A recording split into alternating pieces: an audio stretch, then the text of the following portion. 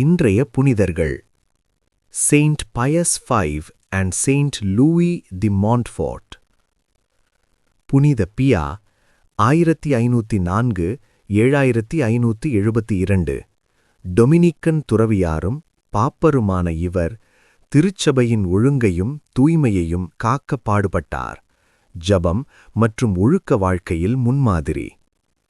புனித Louis கிரிங்யோ D Montfort 1673 1716. France நாட்டின் missionary. அன்னை மரியாளின் பக்தியை பரப்பி மக்களை இறைவனிடம் கொண்டு வந்தார். இறை வேண்டல்.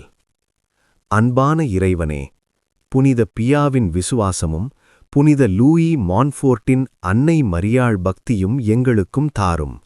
உம்மை உண்மையாய் நேசி சேவை செய்ய அருள் புரியுமாக. ஆமேன்.